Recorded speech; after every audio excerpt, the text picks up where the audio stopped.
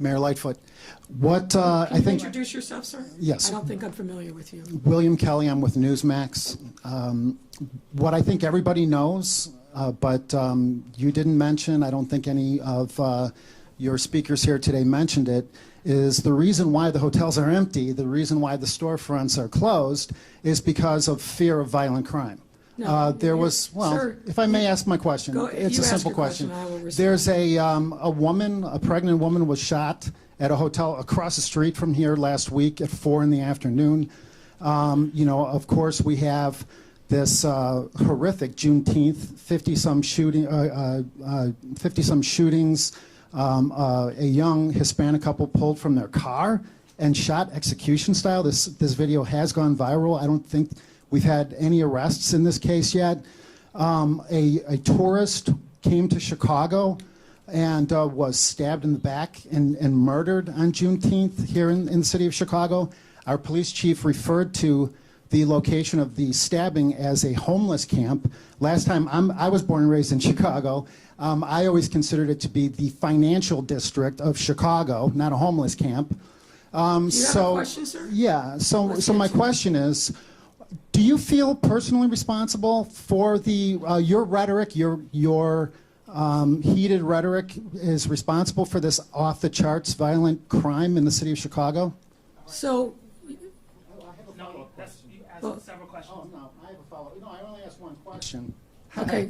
So, White reporter in the house. so you know what? That's not appropriate, sir.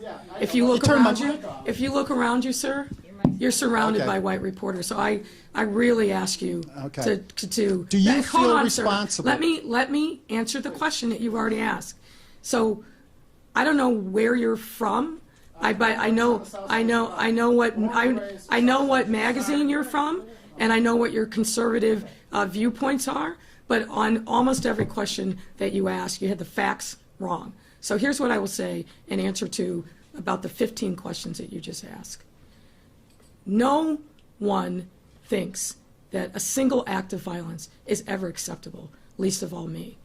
The hotels are where they are here in Chicago, as they are across the country, because of economic shutdown related to COVID-19. So that the premise of your very first question is fundamentally flawed and wrong. And you can have your opinion on it, but I got the facts. And what we're here to celebrate is the reopening of our city, the great enthusiasm that our residents and our tourists have. If you look at the actual facts, sir, what you're going to find is that on our weekends, when people are engaging in leisure travel, our hotels are seeing unprecedented levels of occupancy, in some instances higher than pre-pandemic. I think that speaks to the nature of our city and the value that people place in being here in the city. Another data point that maybe you're not aware of, but I will share with you. Over the course of this pandemic, we've had 32 plus relocations of corporate businesses to the city of Chicago, businesses that could have relocated anywhere but chose Chicago. Why? Because we have a great economy, we have a diversity of our economy, we have a great workforce, and they're happy to be here because of the values that they find in the city of Chicago. So the premise of your question, which is it's chaos everywhere, and the fact of the matter is, sir, which you also didn't point out, but I will, so we get this straight, is that we're actually seeing a decline in homicides and shootings. Yes, sir. Sir, we are done. Sir. Okay. Here's my question. Here's my follow-up We're question. done. No. Let him ask his follow-up question so he doesn't claim that somehow we're being biased and slighting the guy from Newsmax. Please, sir, it's 6:30 going on 7. Ask your follow-up question. Well, my follow-up question is simply this. Many residents in Chicago feel that you've lost control of the city. Now it appears as though you've lost control of the Chicago City Council. Do you owe an apology to the victims of violent crime, the thousands of unsolved shootings and murders and stabbings and random stabbings in the downtown and the south side and the north side and the west side? Do you owe these people any apology? So once again, sir, I ask you to get your facts right.